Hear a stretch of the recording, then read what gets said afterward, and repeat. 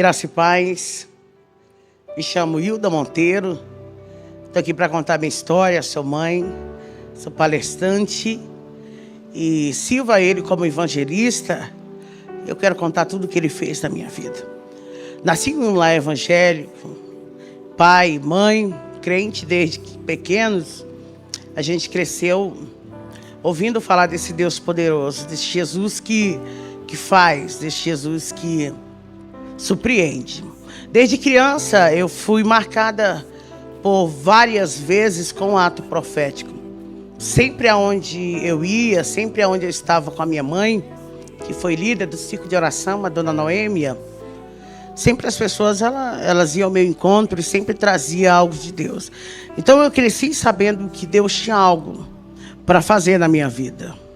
E na adolescência com 16 anos de idade, eu já liderava jovens, né? Já regia, já fazia parte também com as senhoras no coral e sempre vivendo aquilo que Deus queria. Mas quando eu tinha 19 anos de idade, por falta de maturidade, raiz, força, porque era tão corrido,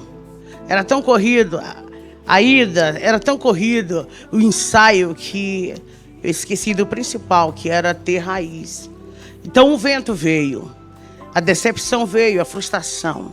E eu fiquei cheia de mágoa, eu fiquei cheia de ressentimento e aquilo cresceu dentro de mim que me afastou da presença de Deus. Eu nunca tinha ido no mundo, eu nunca vivi nada no mundo. Até 19 anos de idade.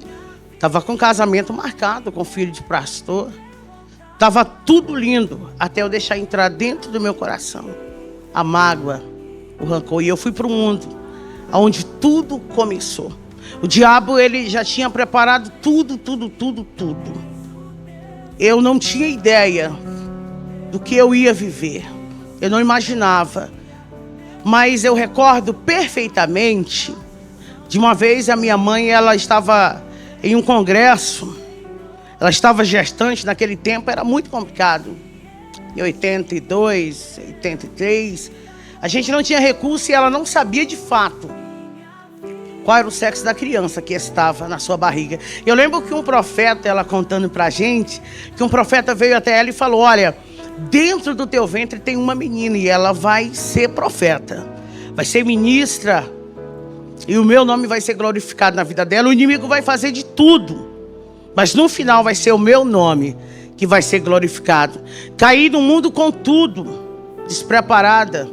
Para você ver o tanto que foi sério, que a gente nunca na vida tinha passado em frente a uma boate ou algo do tipo. Então a minha primeira vez no mundo que eu fui, eu já conhecia a bebida, já conhecia a dança e eu achei interessante aquilo.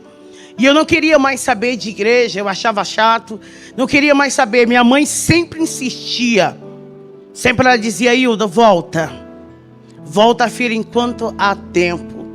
Não vai, sempre ela batia nessa tecla, mas eu fui me aprofundando. E conheci o pai dos meus filhos em uma boate. Eu não imaginava quem ele era, mas ele já era um grande traficante naquela região. E a gente se envolveu. E daqui a pouco eu já estava envolvida totalmente em tudo que você possa imaginar do crime. Com um ano que eu estava afastada dos caminhos do Senhor, eu já tinha mais de 5 pontos de tráfico ali no Pará. Eu não conseguia mais sair, eu fiquei presa na maconha. Eu comecei com a maconha, o cigarro. Com a bebida eu não largava o uísque. Era 24 horas. Mas de verdade eu sentia um vazio na madrugada. Eu lembro que quando eu estava sozinho, quando o efeito das drogas, elas acabavam, as lágrimas desciam dos meus olhos. Mas eu não tinha força e eu estava já envolvida demais para retroceder. Foi quando a gente estava dominando a metade quase de todo o Pará. Mas minha mãe, ela não desistia. Tive filho, meu primeiro filho, o primogênito, que é o Lucas. Quando eu tive o Lucas, a minha família acolheu ele, pegou ele. Porque essa vida de tráfico, de correria, essa vida de assalto não é fácil. Não tem como construir família aí.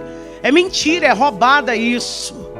A gente não consegue construir nada. A gente só consegue alguma coisa nessa vida se a gente estiver com Jesus Cristo de Nazaré. Preciso dizer para alguém que está ouvindo aqui, jovem, ei menina, não entra nessa vida, saia. O quanto antes é roubada, é fracasso. Logo após, eu ter tido Lucas, eu engravidei da minha filha Giovana. Nesse tempo eu estava tão viciada em pó, que eu tenho poucas lembranças da minha filha pequena. Nesse tempo a gente tinha tudo, tinha casa, tinha gente para fazer tudo dentro da casa, a galera do corre, tinha gente para fazer o que eu quisesse. Mas eu não era feliz, era só um fingimento. É que eu achava que não tinha mais jeito. É que eu achava que a porta tinha se fechado. E eu me aprofundei tanto, que a Giovana, dela tinha 4 anos de idade, ela foi levada para o abrigo. Ela foi carregada. Eu tentava lutar. Eu lembro que por mais de 2 vezes eu tentei entrar lá dentro do abrigo. Várias vezes eu até mentia. Eu mentia muito nessa época. Eu dizia, quer saber, eu quero mudar de vida. Era nada, eu só queria estar perto dela. Porque sempre a maternidade, ela vai gritar forte dentro da gente. Meu terceiro filho, eu tive muito filho, gente. Meu terceiro filho, Marcelo, quando ele veio, eu já estava conhecendo um crack. Porque eu queria saber que droga era aquela que tantas pessoas queriam. Porque era 24 horas alguém batendo naquela janela. Eu falei, quero conhecer esse crack. Porque ele deve ser o bom mesmo. É melhor do que o pó, porque a maconha. Porque todo mundo quer. E os comparsas, ele falou pra mim assim, negona, na linguagem deles, se você entrar no crack, já era, hein? Se você entrar no crack, você não vai estar nessa patente. Porque eu já tinha o domínio. Eles me respeitavam como a traficante. Então eu tinha um respeito grande na favela. As pessoas onde eu passava, elas me respeitavam. Elas tinham que atender às minhas ordens. Então tinha um certo temor ali. Então eles me orientaram, o crack ele está vendendo muito. Mas não entra nisso não. Só que eu tinha dentro de mim, dentro da minha mente, a ideia que nada pudesse me dominar. Que eu estava por cima. Que nada poderia me travar. Porque eu era o que eu era. E eu achava fantástico aquilo. As pessoas abrirem. Sabe, para mim passar, vem chegando ela. Eu achava interessante aquilo, eu não imaginava que o que Deus tinha para mim era coisas maiores. Eu não imaginava que o que Deus tinha reservado para mim era coisas mais extraordinárias. O que o diabo dá para a gente é passageiro, mas aquilo que Deus dá para a gente é permanente. Isso é muito importante você ouvir isso. Quando eu já estava conhecendo o crack já mais de um mês, eu quero dizer que quando eu fumei pela primeira vez, eu não consegui mais largar dele. E olha que eu disse, eu me domino, mas desde o dia que eu experimentei o crack, eu lembro como se fosse hoje, que eu peguei um cachimbo e coloquei uma pedra em cima e falei, isso aqui eu quero só saber qual é a lombra. E eu não consegui mais ficar sem ele. O crack, ele se tornou tudo para mim. Tudo para mim, eu não conseguia fazer mais nada. A minha prioridade se tornou o crack. Eu não queria mais nem cheirar pó. Maconha, eu abandonei na hora. Eu falei, o crack é o que eu preciso. O crack, nessas alturas, os meus filhos ficavam indo e vindo. Até então a família, ela tentou lutar pela gente. Eles tentavam lutar, só que a gente não conseguia. Porque quando eu me afundei no crack, quando eu conheci o crack, eu não consegui mais me dominar. Então os meus parceiros, eles me abandonaram. Eles saíram porque eu já estava sendo dependente. Agora eu já não era traficante. Agora eu era uma usuária. Então tudo aquilo que eu tinha, o nome que eu tinha, foi se acabando. foi se acabando, porque eu não conseguia fazer outra coisa a não ser ficar com o cachimbo na mão 24 horas, era só dando ordem com o cachimbo. Então fui perdendo tudo, anel de ouro, cordão de ouro, moto, fui perdendo posicionamento. E o muito interessante isso aqui, gente, a catraca ela roda. Eu lembro que um dia eu estava lá em cima e quando eu dei fé eu estava nas ruas, Camandaraçúbia. Só que não estava já nas ruas, olhando para um lado e para o outro, tentando me refazer, mas eu não tinha mais ninguém. Detalhe, você não tem amigo no mundo. Você não tem amigo do corre, você só vale o que tem. Quando você não tem mais nada, você não vale mais nada. Então não se iluda com os pássaros que batem no teu ombro. Eles vão bater até você ter para eles. No dia que você não tiver mais nada, todos eles vão virar as costas. Só que a minha mãe, ela nunca virou as costas para mim. Nunca. Todo mundo dizia: ô dona Noemi, por que a senhora não desiste? Por que a senhora não larga ela? Não adianta. Ela já saiu na manchete de novo. Poxa, a Hilda vai aparecer qualquer dia desse aí no jornal, morta. Minha mãe dizia: não, o que Deus tem para fazer na vida da minha filha vai ser feito. Por mais que eu não veja, mas o mundo vai conhecer o Deus, eu não desisto. E ela subia nos morros, nas vielas, e eu lembro que isso era tão poderoso. Eu preciso falar isso, porque tem uma mãe me ouvindo aqui, tem mães que vão me ouvir. Não desista.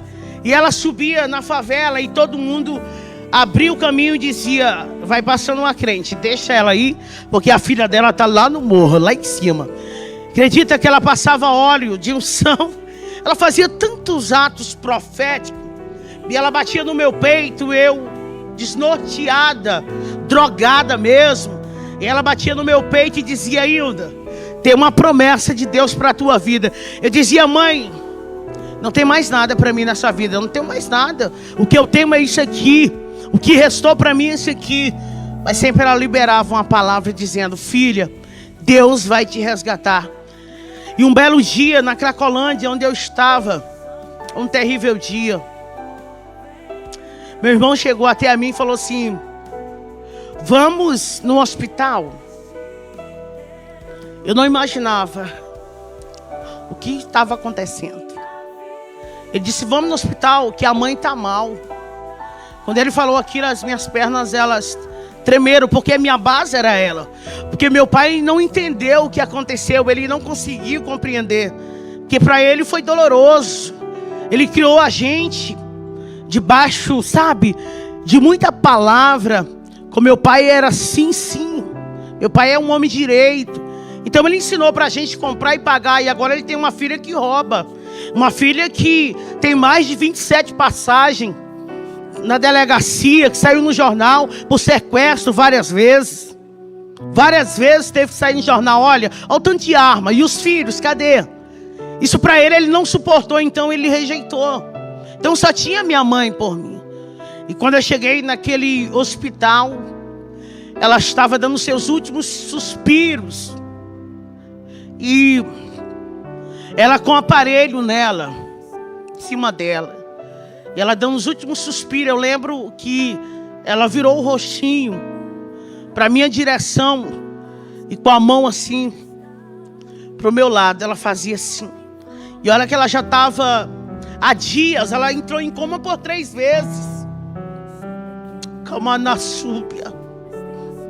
Mas ela estava me dando um sinal ali daquele dia. Ela fazia assim com a mão. Ela não conseguia falar, mas ela estava fazendo um sinal.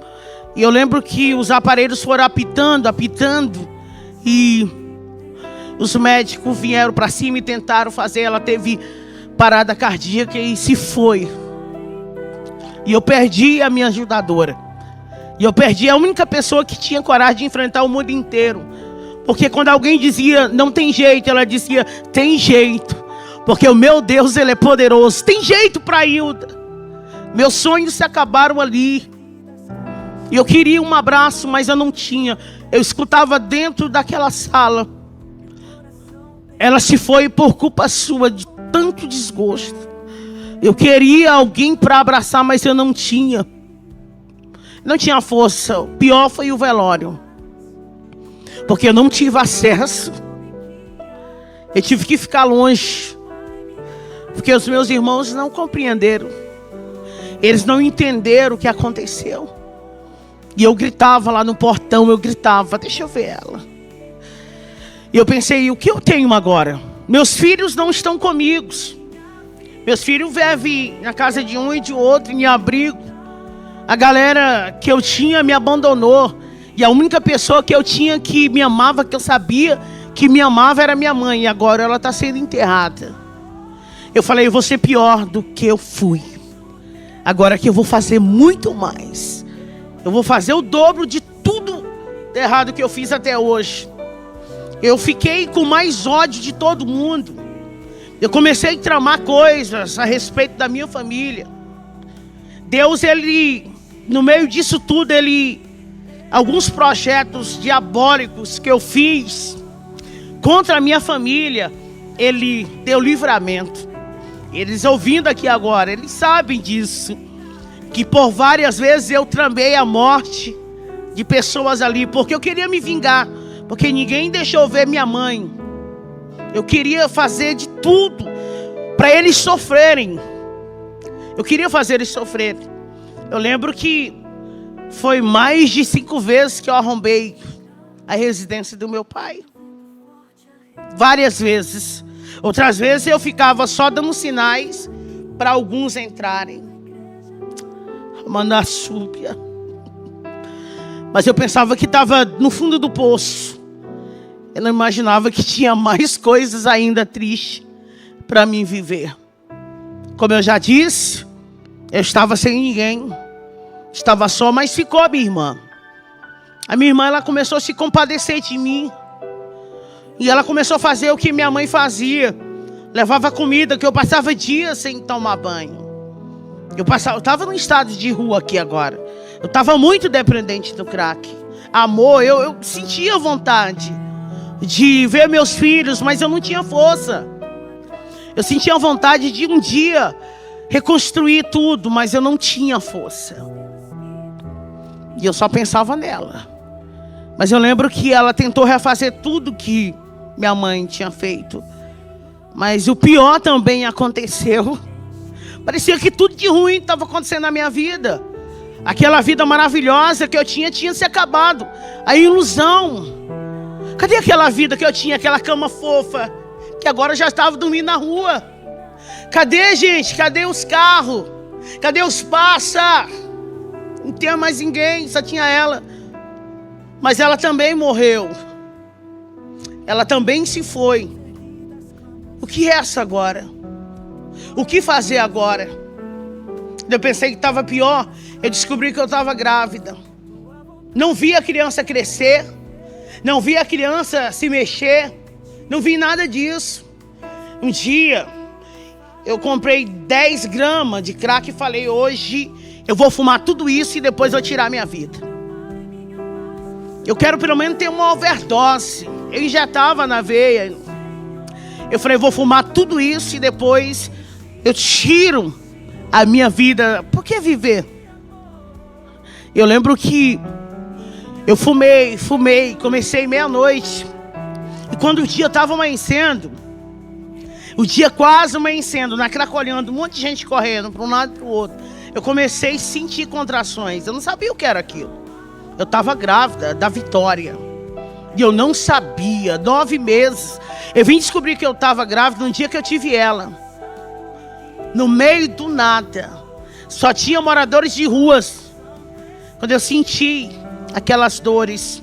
E ela nasceu, pequenininha, 2 quilos. No meio do lixo. Ela nasceu envolvida naquilo, eu não tive força nem para pegar ela, eu não tive reação. Alguém correu e veio, pô, a negona tá tendo filho. Começou a gritar e o povo começou a aglomerar ali e eu não consegui nem me mexer, fazer nada. Eu lembro que alguém cortou o umbigo ali e pegou aquele pacotinho, aquele bebê e arrancou assim, ela estava dentro daquela bolsa e tirou. E alguém falou, é uma menina. Eu falei, ela tem que ser chamada Vitória. Ela é uma vencedora. A Vitória, ela foi doada. Eu dei a minha filha. Eu não sabia o que eu estava fazendo ali.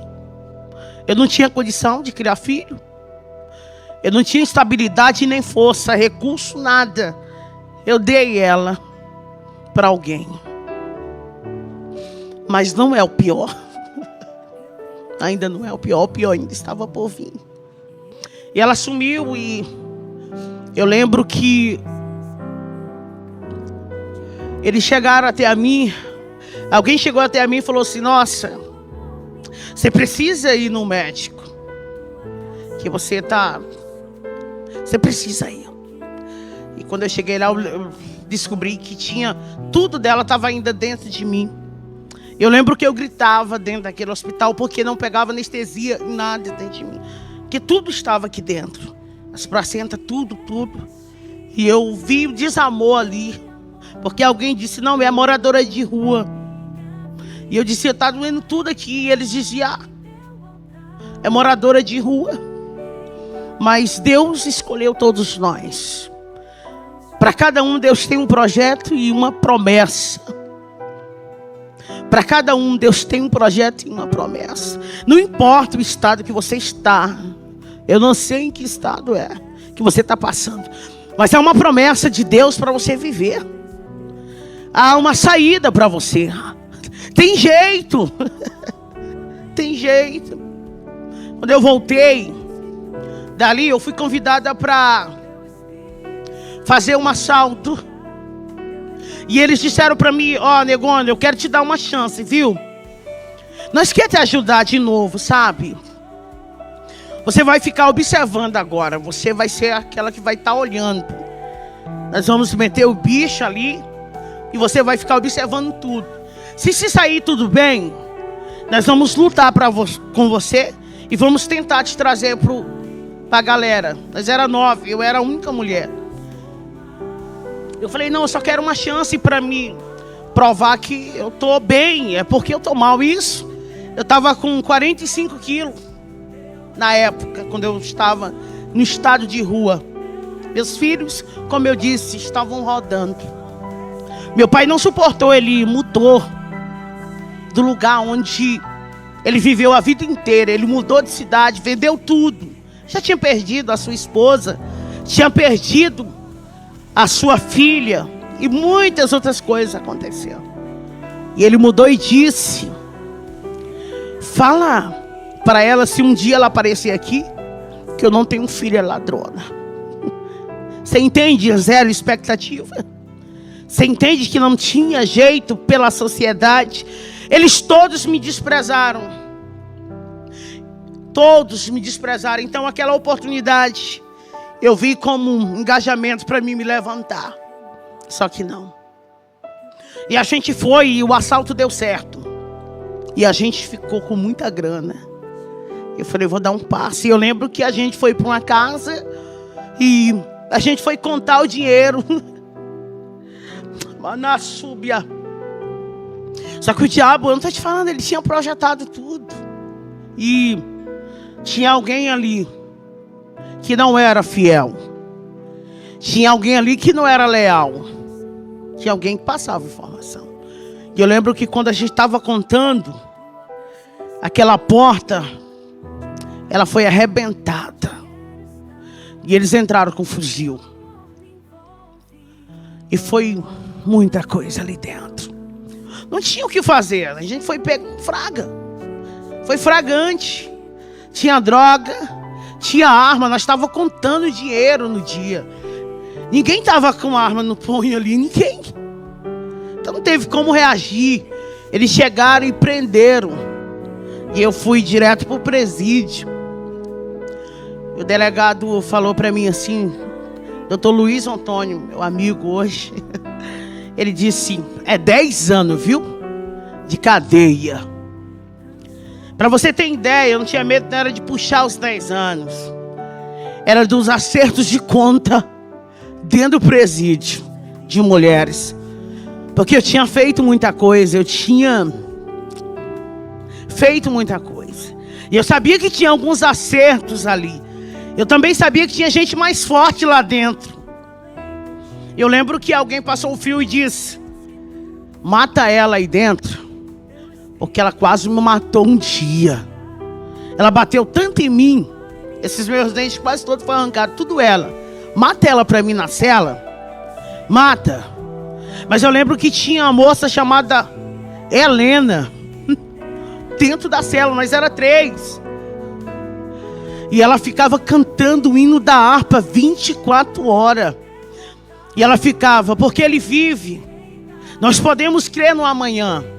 Eu tentava tampar o ouvido. Eu recebi muitos presentes vindo de Deus, Bíblia, livros. Eu jogava tudo fora. Eu falava: Deus nunca me amou, porque eu cantava para Ele, porque eu regia no coral. Olha o que aconteceu, olha o que fizeram. Será que Deus existe? Amanda Súpia. E a ordem vinha lá do outro pavilhão: mata ela, mata a negona. E as outras 2 até pensaram: vamos pegar um chuncho, e na hora que ela deitar de bruços, a gente chega bem no peito e pronto, a gente dá uma chunchada nela.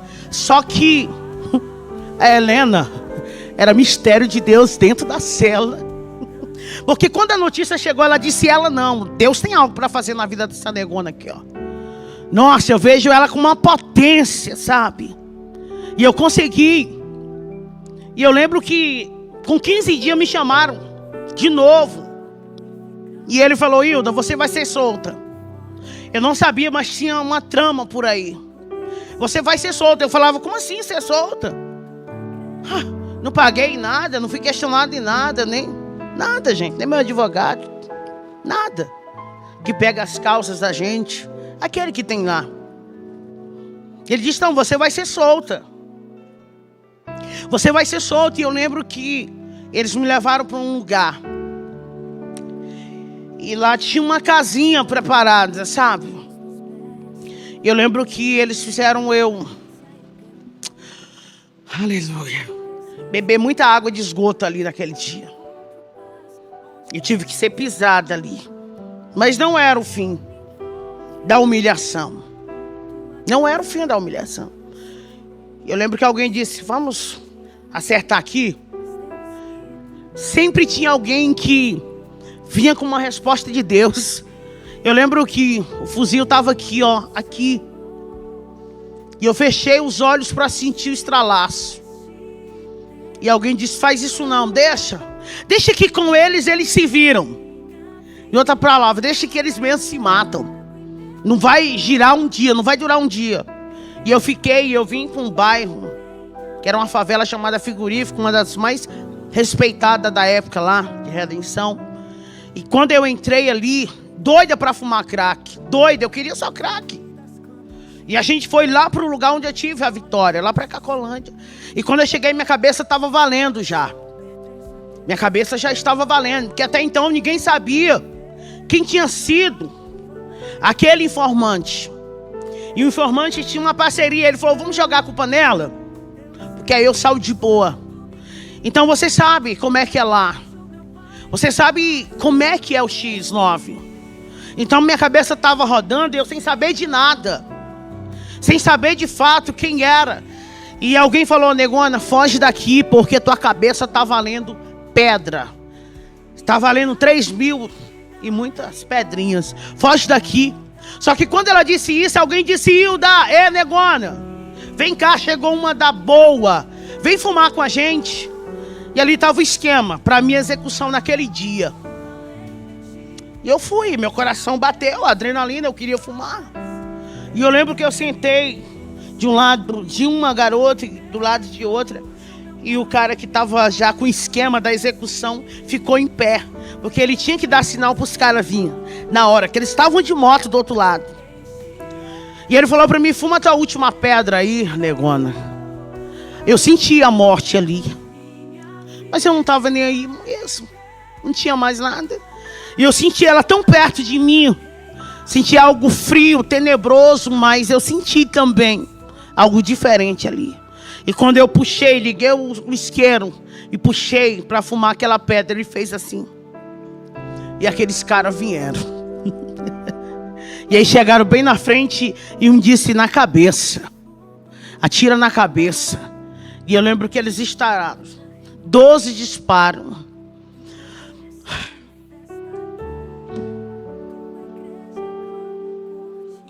Mas tinha um escudo ali, bem na minha frente, sabe? E eu via os fogos. Eu sabia, eu entendo de arma. Era um Tauro e eles estavam atirando, e eles já atiram. E eu lembro que uma caiu em cima de mim e a outra em cima, e a gente caiu. E eu sentia só queimar. Mas de repente eu estou levantando e eles disseram, corre, que a polícia foi acionada. E eu consegui me levantar com elas em cima de mim. Eu peguei uma que estava grávida, ainda consegui correr para a rodoviária. E hoje eu passo lá e fico tirando foto. E eu corri para a lanchonete, deixei aquela menina ensanguentada. Mas nenhuma bala entrou, só tem as marcas. Nenhum entrou e eu corri para cima de um morro e fiquei lá por 3 dias. No Serrinho. Sem saber o que estava acontecendo. E eles virou notícia de jornal. Morreu uma grávida e uma trabalhada. E aquele que armou, ele morreu também. E eu estava viva, sanguentada, meio do mato. Foi 3 dias, mas com 3 dias eu não aguentei. Eu tinha que beber água. Me deu fome, eu não estava noiada. Eu tinha que descer e eu venho descendo. Na Otávio Batista Arantes, no setor Serrinha. Eu venho descendo, 9 horas da manhã. Quando vem aquelas irmãs do círculo de oração. Elas estavam saindo da igreja. E uma marchou e disse para mim no meio da rua: foi eu que te dei livramento. Manassorirebia Candarábia. Foi eu que cuidei da tua vida. Ei, Deus manda eu te dizer: sai dessa cidade ainda hoje. Foge, porque está tudo preparado. Eu tenho algo preparado, mas hoje Deus disse: você precisa sair. E ela me deu um dinheiro que estava dentro da Bíblia, era R$20, nunca vou esquecer. E ela orou por mim e eu falei em pensamento. Eu falei, claro, ela está dizendo isso porque saiu no jornal. Lógico que eu estou só o sangue, por isso que ela está dizendo sobre morte. E ela disse, por que tu está pensando isso? Sou eu mesmo que estou falando contigo. Eu não vi nada em jornal. E ali eu temi, porque Deus falou sobre o meu pensamento. Eu corri, falei, vou despedir do meu pai. Eu vou pedir perdão para ele. E vou me embora daqui. E vou tentar recomeçar. Depois eu volto atrás para pegar eles. Eu preciso e eu fui. Quando eu cheguei lá, aconteceu aquilo que eu falei há pouco. Ele tinha vendido tudo e tinha ido embora. E a moça fez questão de dizer para mim: seu pai disse, se você morrer hoje, você vai ser enterrada como indigente. Você não tem família. Corri para a saída da cidade. E quando eu olho para trás, tinha 2. Eles conseguiram me alcançar. E eu fui esfaqueada ali. Quando eu acordei, eu estava no regional. Eu passei 30 dias. As minhas pernas, elas foram atingidas. Quase cortaram minha veia. Eu quase fiquei paralítica. Foi Deus que tinha uma obra. E eu lembro que o médico que ficou me atendendo nesses 30 dias, ele batia assim no meu ombro e dizia: você já foi crente alguma vez?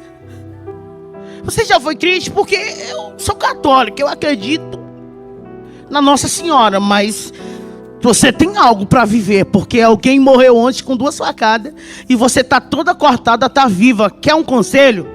Volta para o Jesus teu. Até ele, o médico, que era católico, ele tinha um rosário e tudo, no jaleco dele, tudo tinha a imagem da santa. Ele ministrou sobre mim, sabe? Volta para Jesus. E eu falei, vou voltar. Meu braço, ele saiu do lugar. Eu tenho marcas na pele, mas o que mais dói é as marcas da alma, porque as consequências ninguém foge dela. Por isso que eu estou falando para você, as consequências elas vêm. Eu choro no Natal, que as consequências, elas vêm. Não é que eles não gostam, mas as consequências, elas vêm. Não é que eles não querem ter eu perto, é que as consequências, elas estão ainda em evidências. Eu saí daquela cidade, virei, me tornei Andaríria. Uma cidade num dia, outra cidade no outro dia. Eu ficava em ambientes de prostituição. Era ali que eu ficava, onde eu tinha comida, e ali eu vendia droga, fumava, vendia, fumava, até que eu fui para o último paradeiro. Meu último paradeiro, Marabá, Pará. Foi ali na 32. Que ali acabou. Não tinha mais força para nada, então minha droga era o Tine. Quando não tinha, eu ficava cheirando colo e eu só ficava pedindo esmola na porta da rodoviária. Eu preciso falar para alguém aqui. E várias vezes eu via os pastores entrando na rodoviária, missionários, e eu ficava olhando para eles, querendo ouvir uma palavra. Eu queria ouvir deles assim: ei, Deus te ama. Ninguém falava nada. Seja diferente.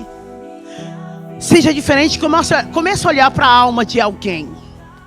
Comece a enxergar o interior, não o exterior. Tem alguém pedindo socorro e você passa e não vê. Mandagasúbia.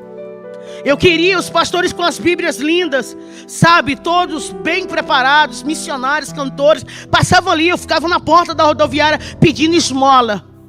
Eu queria só uma moeda para mim comer, comprar alguma coisa para mim comer com aquela moeda.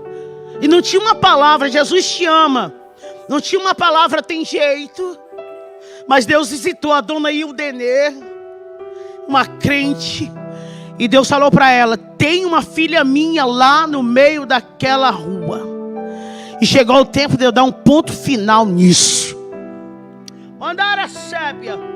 Você não vai ficar aí a vida inteira. Tem providência de Deus, socorro de Deus chegando para a vida de alguém agora. Estou sentindo uma unção de Deus aqui neste lugar. O Espírito Santo de Deus manda eu dizer que está chegando um livramento. Uma porta se abre para a tua vida aí. Remaraçúbia. Visita alguém por causa do teu nome, por conta de uma promessa que eu te fiz. Deus visitou a dona Idenê. Ela tinha uma barraca de comida do outro lado. E Deus falou para ela: vai lá e pega ela e cuida dela para mim. Ela chegou com uma marmita perto de mim, no meio de mais de 50 moradores de rua. A gente brigava por papelão para dormir, gente. Quantas vezes na minha vida eu ia na lixeira, revirava ela para me comer. Eu comi guardanapo muitas vezes, sentindo o gosto da comida. É barato. E ela foi até o meu encontro. E ela disse: senta aqui. Estou vendo a cena aqui. É como se eu estou vivendo tudo, sabe? E ela falava assim: conta a tua história. Eu falei: minha história não existe. Sou um morador de rua. É isso que a senhora está vendo. E ela: não, conta a tua história de verdade. Conta a tua história, porque Deus me disse que você tem uma história. Conta ela para mim. Eu falei: não, eu só quero comer. E ela olhou para mim e disse: qual é o seu nome? Eu disse: é Hilda. Ela disse: Hilda, a partir de hoje, na rua você não fica. Ela disse: Hilda, a partir de hoje você vai ter uma cama para dormir. Eu vou te ajudar. Eu falei: não, mas eu sou usuária de droga. Eu sou ladrona. Eu falei mesmo. E ela disse: não importa. Por você eu vou pagar o preço, porque Deus mandou fazer isso. Mandagaçúbia. Relabracalacébia. E talvez você fique se perguntando por que você ora tanto por alguém, né? Que está aí. É isso. E ela me levou para a casa dela. Quando eu cheguei na casa dela, o marido dela levou um susto. Os filhos músicos, crente, pastor de igreja, outro presbítero. E eles levou um susto porque é estádio de rua. Aquele cabelo que nunca foi penteado na vida. Chiclete, tudo que você pudesse pensar colado. Seca, só o lixo. Eu na porta magra, acabada, destruída, descalço. E ele disse: você enlouqueceu, Ildenê. Que isso? Ela disse, não, foi Jesus. Eu lembro que eles foram rapidinho para a cozinha e alguém disse assim, mãe, ela vai matar a gente quando a gente estiver dormindo. Ela parece um bicho, mãe. E ela disse, não, filho. Não vai acontecer nada disso não, porque o Deus que mandou fazer isso, Ele se responsabiliza. Deus vai te dar recurso pelaquilo que Ele confiou a você. Ela começou a lutar comigo. E eu ia para a igreja e eu caía possessa. E eu manifestava. Foi 1 ano ela me levando para a igreja, 1 ano. E eu dizia, por que você não desiste? Ela dizia para mim, Ilna, quem desiste não vive as coisas grandes de Deus. Você tem um sonho? Não desista. Porque só aquele que persiste vai viver o que mais ninguém viveu. Ela não desistia de mim e eu ia para a rua mesmo assim. Ela começou a pagar curso para mim. Ela falou, olha, eu vou te transformar em uma cozinheira maravilhosa, uma profissional. Nossa, você vai ser líder de cozinha aí, garota. Você vai ter uma profissão. Que os meus sonhos tinham se acabado lá com 19 anos. Meu sonho de ser médica que eu tinha lá, com 19 anos eu entreguei ele. Eu comecei a fazer cursos e cursos e cursos. Daqui a pouco não é que eu estava profissional mesmo. E não é que eu me tornei chefe mesmo de cozinha, gente. Eu comecei a liderar pessoas. E eu já estava criando fórmulas, já estava com aparência melhorada. Isso já tinha mais de 2 anos. Sem notícia nenhuma dos meus filhos, nada. Sem saber onde eles estavam, meu pai, nada. Eu estava me erguendo. Mas o crack, eu não conseguia largar o crack. Eu não conseguia. Eu tinha um salário bom ali. Só que quando eu pegava o meu pagamento, eu dava uma parte para ela e a outra eu ia me drogar. E eu chorava muito depois que eu ficava drogado. Eu chorava porque Deus me dá tanta chance e eu jogo todas. Todas as chances que Ele me dá, eu jogo fora. E um dia eu fui em um traficante. E ele falou para mim assim, por que você não larga essa vida? Por que você não larga essa vida? Eu vou te dizer uma coisa. Aqui no meu ponto, eu não te vendo mais nenhuma pedra de crack. Porque você tem algo diferente. Por que você não larga essa vida? Até ele falou assim, você tem um jeito diferente. Aqui você não compra. Aqui nessa folha, eu vou falar para todo mundo, você não vai mais comprar. Sai dessa vida. Eu fui em outro, para resumir tudo aqui. E ele me vendeu. E eu saí e ele falou para mim algo assim, ó, hoje é sexta-feira. E você sabe que está matando muitas mulheres aqui. Foi um alerta ali. Você sabe que aqui está amanhecendo todo dia, 6, 7. Não vai pela rua tal não. Para não ficar, eu estou te dando esse conselho. Só que aquilo foi algo tão tentador por conta da adrenalina que o crack faz a gente sentir. Que eu falei, nossa, essa rua, o que tem lá? Eu fiquei pensando e o diabo, ele estava ali. E ele falou, boba, vai por ela mesmo, que é bem perto. Você não está doida para fumar? Então corta um atalho. Porque se você for por aquele caminho, você vai demorar a chegar. E eu sei que você quer fumar, então vai por esse. Eu não sabia, mas ali era um ponto de desova humana. Ali eram os acertos de conta ali, naquela rua. Tinha uma ponte, uma rua negra. O nome da rua, até hoje, isso existe, todo mundo sabe do que eu estou falando. É a Rua da Morte. E a ponte é batizada como a Ponte da Morte. E o diabo disse, passa, porque era a última cartada dele. Que ele tinha feito de tudo já para me tirar a vida. Só que a minha vida era do Senhor. Ele fez muita coisa, só que na minha vida, Ele nunca tocou. E quando eu vou passando na ponte, louca para fumar descalço, porque eu já estava vivendo as loucuras da reação do crack. Eu quase perdi esse meu dedo aqui, porque eu ficava fazendo assim no asfalto. Eu puxava o cabelo, eu via pessoas que não existiam. Ninguém sequer tinha coragem de fumar uma pedra comigo. Porque logo que eu fumava, eu ficava agressiva e atacava todo mundo. Eu lembro que eu batia, eu corria, eu tirava salto no meio da pista. Eu puxei os meus cabelos todos aqui. Isso aqui já é um trabalhar de Deus. Isso tudo que você está vendo aqui é Deus sendo glorificado em uma história de alguém que era improvável, mas venceu por conta de uma promessa. E no meio daquela ponte tinha alguém terminando de desovar um corpo. Eu lembro que o isqueiro dele foi aceso e ele estava com uma arma desse tamanho, uma arma branca, um facão, e aquele corpo estava todo já cortado. Estava tendo uma execução. E eu lembro que eu parei no meio daquela ponte da 28, em Marabá. Eu dobrei meus joelhos porque eu estava pisando nos órgãos dela ali no meio da ponte. Estava fazendo barulho, o sangue pingava na água e fazia. Quando eu olhei, que ele riscou o isqueiro de novo, só estava daqui para cima. Ele tinha cortejado a menina. Saiu no jornal isso tudo. Isso aqui saiu no jornal. Isso aqui não tem como esconder isso aí. O mundo viu. O Pará viu. Foi um acerto de conta. Porque alguém namorou alguém que não podia. Cuidado, filha. Ouça sua mãe e o seu pai. Ouça os seus líderes. Não, amigos que te arrancam da presença de Deus não são amigos. Porque amigos, eles te aproximam de Deus, não tiram você de perto dele. E eu dobrei meu joelho ali e eu comecei a chorar. Aí eu lembrei dos hinos que minha mãe cantava. Eu lembrei da gente caminhando num trieirinho na roça, na súbia, indo para uma igrejinha de palha, adorar o Senhor e aprender na escola dominical. Eu comecei a lembrar dos meus filhos.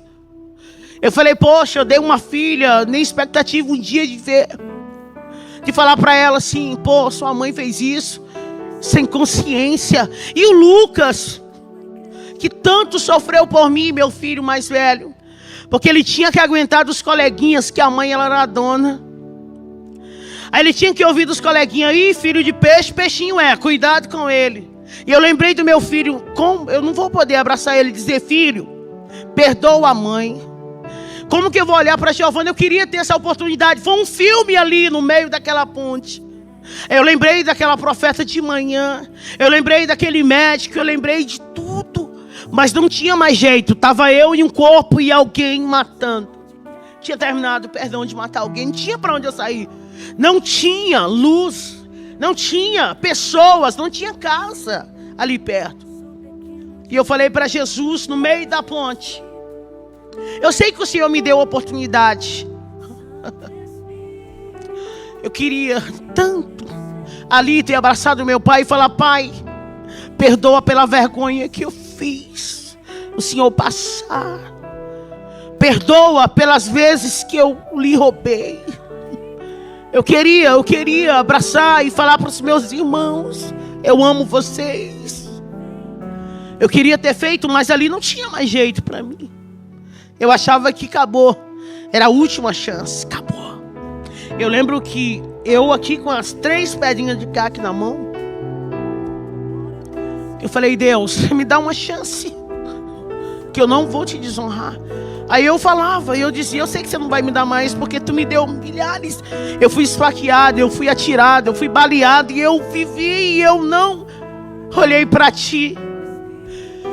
Eu abaixei a cabeça e senti uma presença diferente. Eu falei, é ele. Ele vai só arrancar minha cabeça. E eu ainda fiz assim, eu lembro. Eu fiz assim.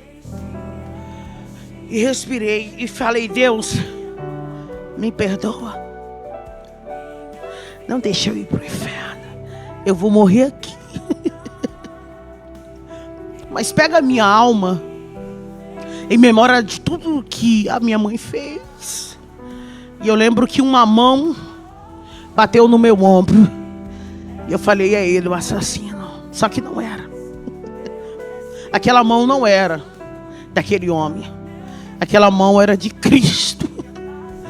Aquela mão era do Todo-Poderoso. Maracandaraçuia. E uma voz veio e disse, Hilda, te levanta. Eu fui me levantando. E a voz disse, vira para a direita agora. Aí ele falou comigo: sou eu que te visito aqui. Eu vim para dizer para ti que eu vou mudar a tua história hoje. Hilda Monteiro. Ele falou meu nome, Hilda Monteiro.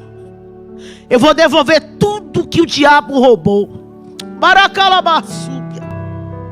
Ele disse: eu vou devolver teus filhos. Eu vou devolver a dignidade. Eu vou devolver tudo.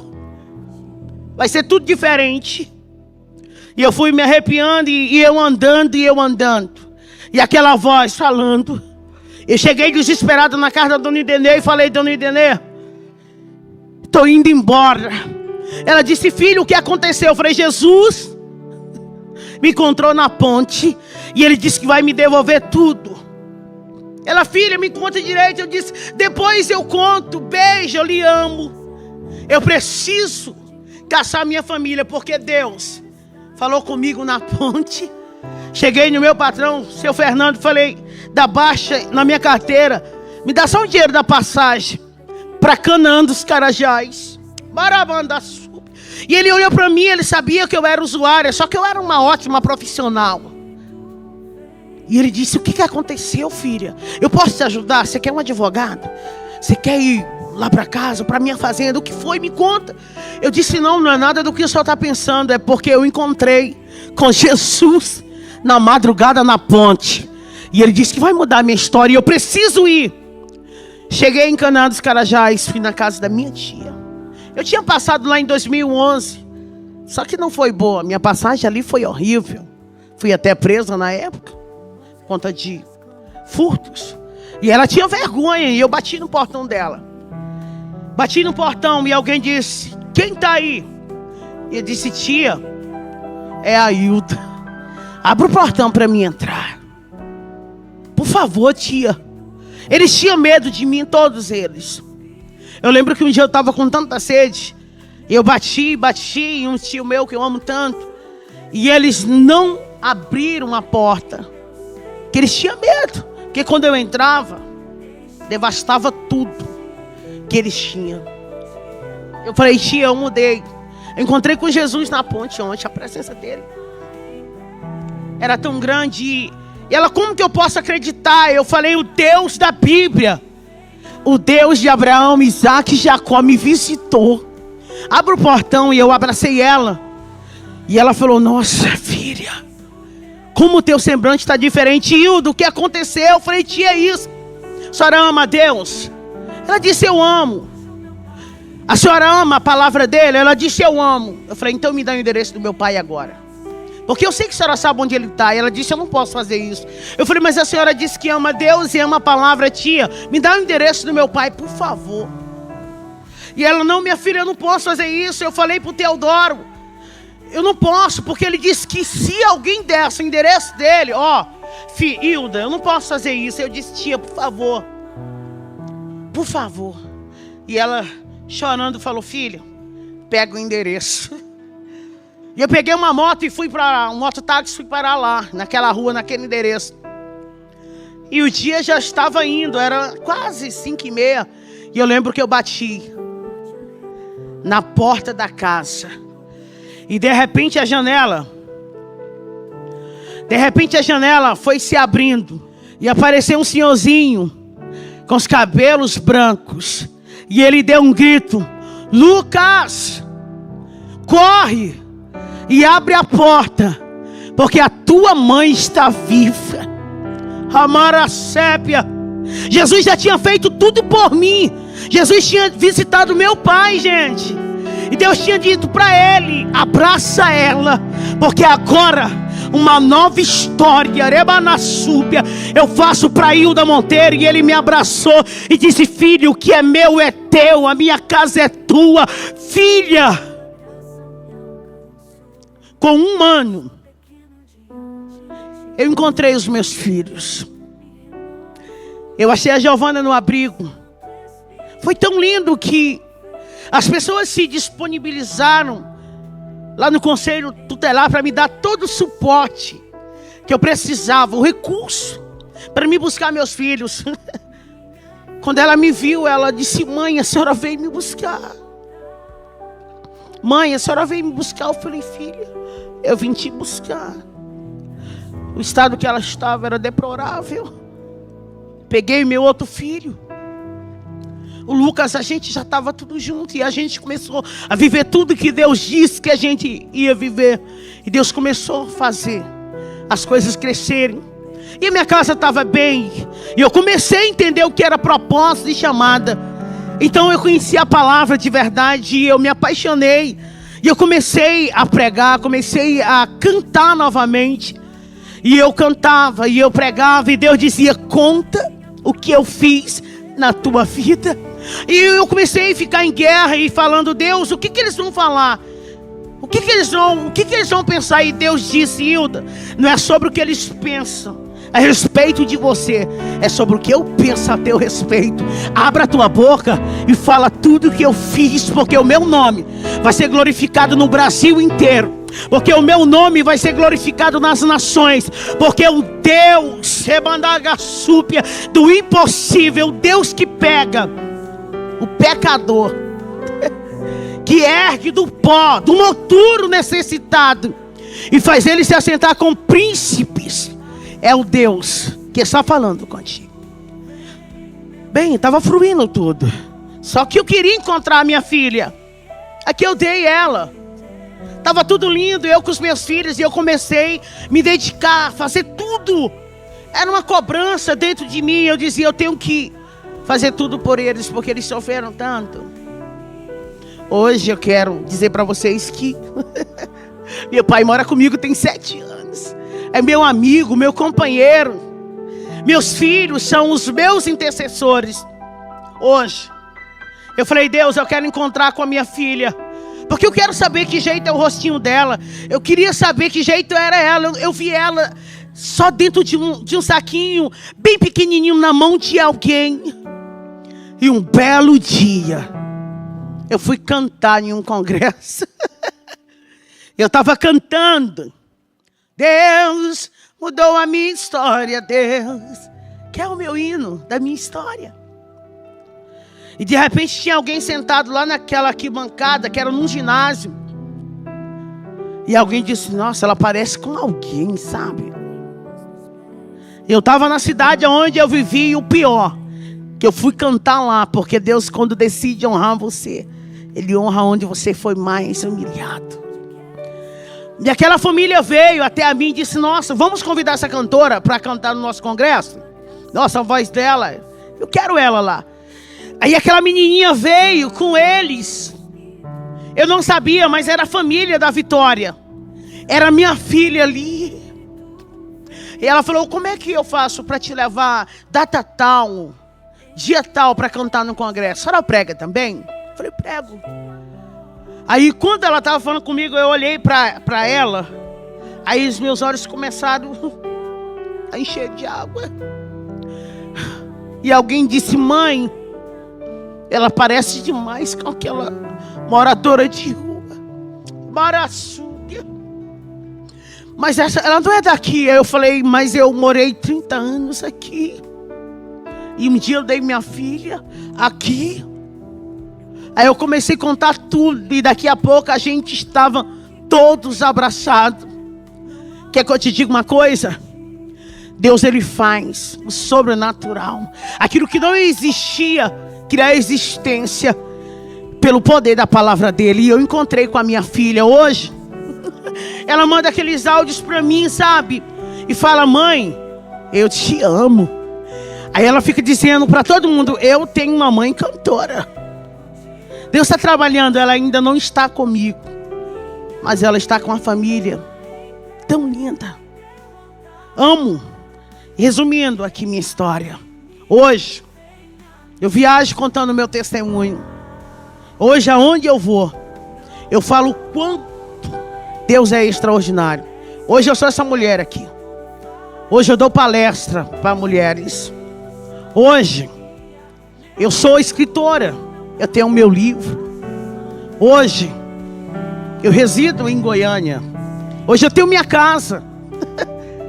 Hoje eu tenho o meu lar. Hoje eu vivo as promessas de Deus. Porque se o pai tivesse olhado para o filho que saiu da casa com tudo, pelo um olhar humano, ele não tinha deixado o filho entrar. Mas o filho veio sem nada, destruiu tudo que ele tinha, perdeu-se.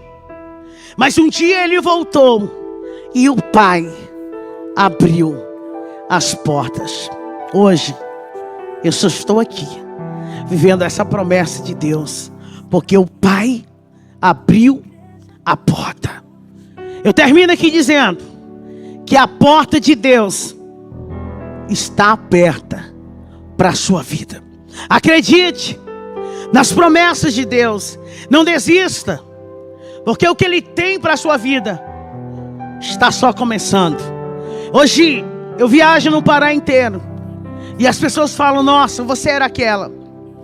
Hoje nós estamos aqui para viver esse sonho que um dia Deus sonhou. E eu encerro dizendo: muito obrigada.